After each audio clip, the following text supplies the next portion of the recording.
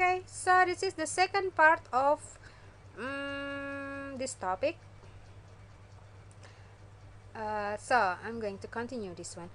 Words in context, question types. Question in words context category asks you to consider both the meanings and rules of word and phrase, and they are used in particular passages.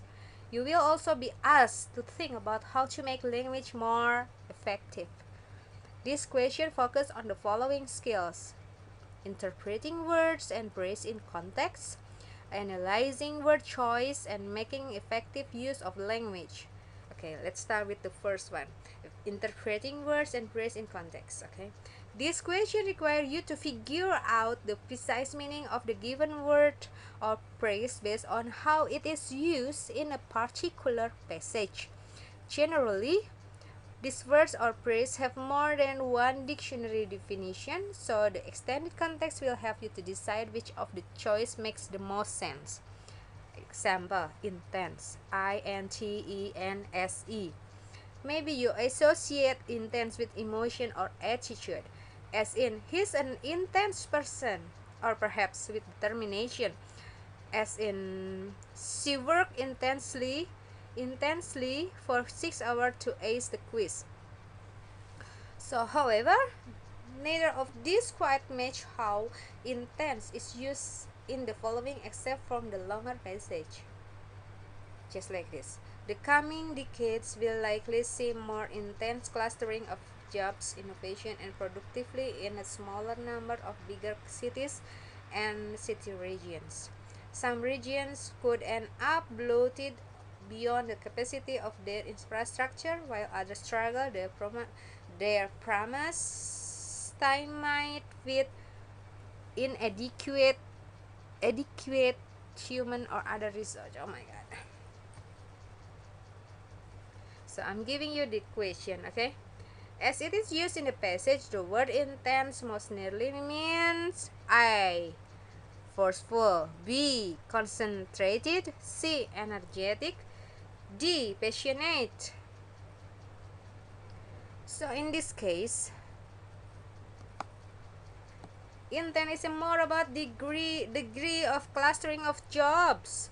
Innovation and productivity in the coming decades is likely to be denser or more concentrated in fewer large cities and city regions, according to the author. While prior knowledge of what intense often means could be useful here, you also have to interpret the context to determine exactly how the word is being used in this case. Next, analyzing word choice rhetorically. Rhetorically, this question asks you to consider how the order choice of word and phrase help shape meaning, tone, and style. Sometimes this question with the connotation or association and certain word or phrase evoke. Example: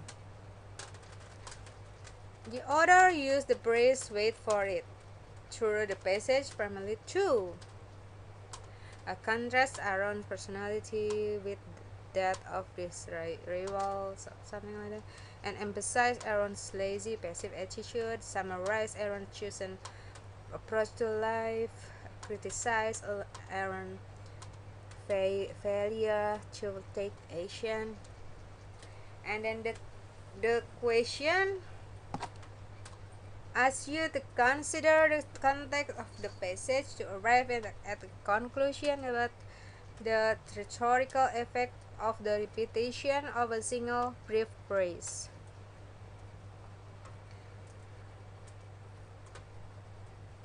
And this is 7 strategies for using context clues in reading. There are 7 strategies for using context clues in reading. The first one is word parts.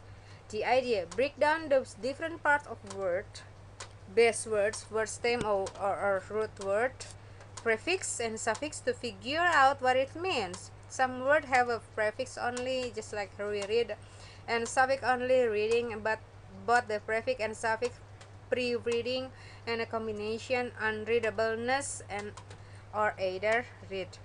And then discrimination. This means not. Opposite of refers deprived of, apart, away, crime and verdict, judicial decision, judgment, and eon indicates the word is a noun. Eon, eon, NCE, anche, performance, anche. And then the definition. The second one is the second strategy for using context clues in reading is about definition. The idea: look for the definition or an explanation within the sentence. So, discrimination or an unfairly targeting one or more group by those who perceive themselves to be superior can cause distress. Vulnerable people are oftentimes in need of protection under certain laws, so others cannot take advantage of them. The third one is about synonym. The idea: words next to the unknown word can be a clue that there is a synonym. Just like this. Discrimination or bias can cause distress toward the targeted group. When people know they are vulnerable or defenseless, they tend to protect themselves to avoid harm.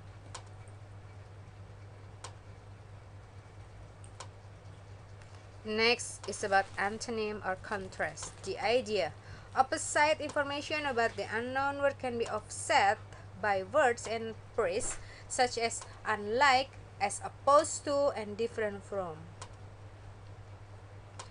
The next is analogy. The idea is about comparison of the word helps to determine what it means. And the next, appositive. It means, look for the grammatical structure of the appositive, which can provide the definition, synonym, or just like example like this. Discrimination, comma, the act of showing bias to the group, comma, can have the matching effect. That's what we call as appositive. And then readers often have trouble because they identify the literal but incorrect meaning of a word when they should identify the way it was used in a passage. The following section will give you more explanation and some exercise on how to get help on the meaning of an unknown words by checking their parts of speech and their place in context.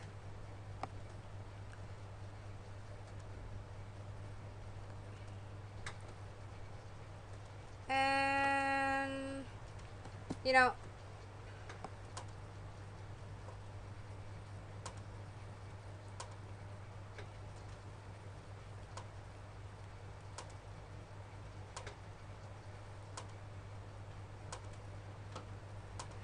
using a part of speech of which the unknown word as a help in reading, because one consideration in using the context is to determine the unknown word is a part of speech.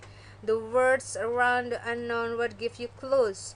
Once you know if the word is a noun or it is an adjective, it's often enough for you to continue the reading intelligently without having to stop to look up the meaning of the word. After coming across the word a few more times, you will know its meaning more firmly than if you have just looked it up. Okay? And next, using other clues gotten from the text itself. Knowing the part of speech of the unknown word is not only the way to figure out its meaning. There are other clues to the meaning of unknown words. They are found directly within a sentence, paragraph, passage, or chapter. Being able to recognize these clues help you to define new words and in context. These clues are found right in the text and can be words or punctuation marks or specific word or phrase. You use them to compare words or to identify unknown word that mean the same or the opposite of word you already know. The clues can also be used to define unknown word that are example of a group. There are 5 other clues that will help you: punctuation clues, definition clues, contrast clues, comparison clues, and example clues. Okay, I think that's all for this topic. See you next time. Bye bye.